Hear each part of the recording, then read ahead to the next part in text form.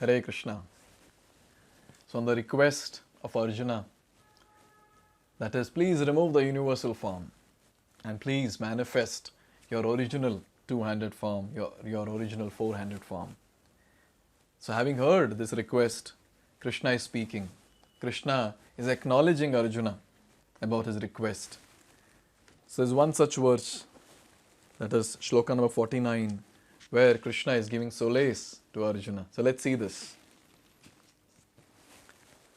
Mate vyatha ma cha vimūḍha-bhāvo dṛṣṭvā rūpaṁ ghoram īdṛṅ mamedam vyapeta-bhīḥ prīta-manāḥ punas tvaṁ tad eva me rūpam idaṁ prapaśya. So here Krishna, with a lot of love for his devotee, he says, Mate vyatha, don't be disturbed, don't be perturbed. Macha vimūḍha-bhāvo, don't be bewildered. dṛṣṭvā rūpaṁ ghoram īdṛṅ mamedam, don't be so disturbed and don't be bewildered by dṛṣṭvā, by seeing ghora rūpam, that is idaṁ mama ghora rūpam, by seeing my horrible feature, that is this universal form. So don't be disturbed. And then he says, vyapeta-bhīḥ prīta-manāḥ punas tvaṁ. So now he says that my devotee, O Arjuna, be free again, punaha, from all disturbances, and prīta-manāḥ, with a peaceful mind. Tad eva me rūpam idaṁ prapaśya, with a peaceful mind, now you can see the form you desire. This is so nice and so kind of the Lord. When Arjuna said that I want to see that form of yours, which pervades the entire universe, Krishna immediately showed that form. And now Arjuna is saying that please show me your four-handed form, and Krishna is saying, oh, why not? And then again, immediately he will show or manifest his very, very beautiful form. Here we can see that how Krishna is a bhakta vatsala. He wants to satisfy his devotees in various ways.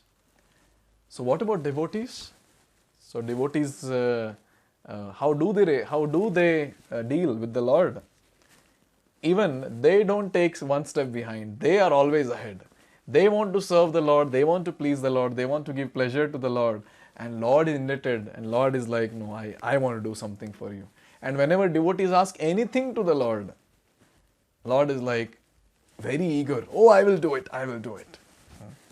Like Mother Yashoda would give so much of love to Krishna. So much love. In fact, the heart and soul of Mother Yashoda was Krishna. The heart and soul of Nanda Maharaj was Krishna. The darling of Vrindavan was Krishna. So they would love him so much. And Krishna would always search, what can I do for them? And as soon as Mother Yashoda would say to the baby Krishna who just started walking, go and get that vessel. And then small baby, hands are very small. Obviously with the same hands and same form he killed Putana, that's a different thing. But still in the pastime, he goes and then with a lot of effort he tries to lift and then it falls, and he tries to lift and it falls, and somehow he drags it and then he gets it from Mother Yashoda. And when Nanda Maharaj, he says that go and get my footwear. And again, those footwears will be very heavy. Dwapar Yuga personalities we are talking about. So Krishna would lift that, place it on the head, and somehow he would walk. And at times he'll fall down. Again, get up and walk. Fall, get up and walk, and finally reach the lotus feet of Nanda Maharaj and offer him the padukas. Now, why will not Krishna do all this? His devotees love him so much. His devotees are ready to do anything and everything. What about Arjuna? Arjuna was ready to do anything for Krishna. When Arjuna came to Krishna after Duryodhana also had gone, then Arjuna also went after him. And Krishna was resting at that time. So now, when Krishna opened his eyes, he saw Arjuna first. And then he greeted Arjuna, and then Duryodhana acknowledged Krishna saying, oh, I am also here, please. And then he welcomed Duryodhana also. And now, he understood, Krishna understood that they have come for something. So he told Arjuna first, he asked Arjuna first, what do you want? I'll be giving two options to you, you choose one. And the other one will go to Duryodhana. Either you take my Narayani Sena, or you can choose me.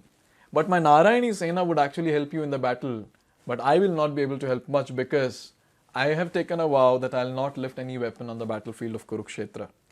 Because after all, everyone is my relatives here. I cannot do that. So Arjuna chose Krishna.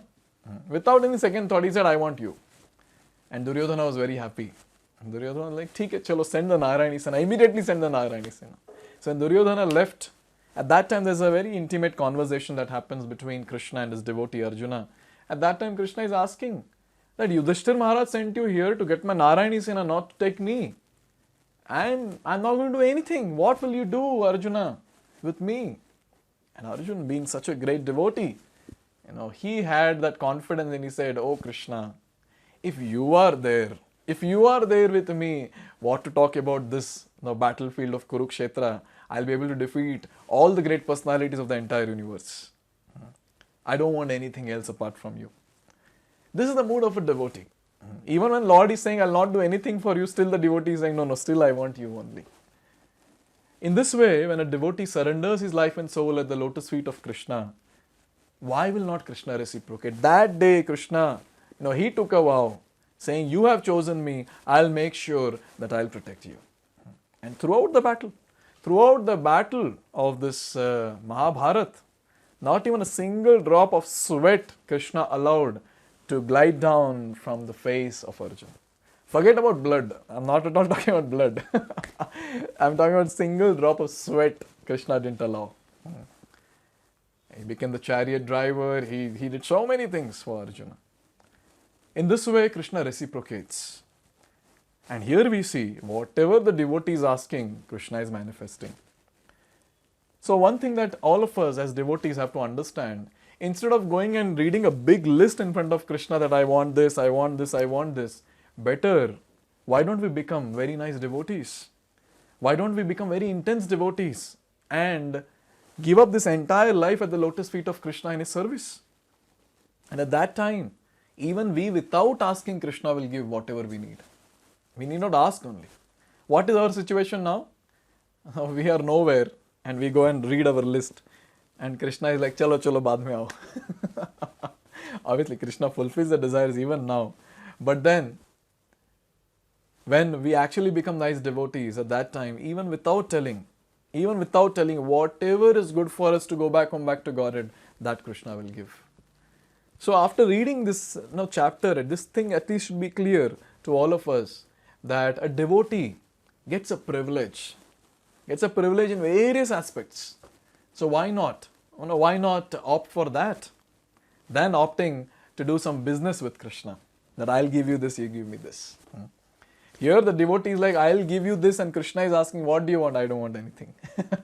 And then Krishna keeps waiting. Ask me something. And then when the devotee asks that, please show me your four-handed form, please show me your universal form, please show me your two-handed form. Itna hi, okay, I'm here.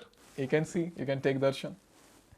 So this is a very, very wonderful thing that all of us have to focus on, and especially when we are hearing from Arjuna, show me your universal form, show me your four-handed form, show me your two-handed form.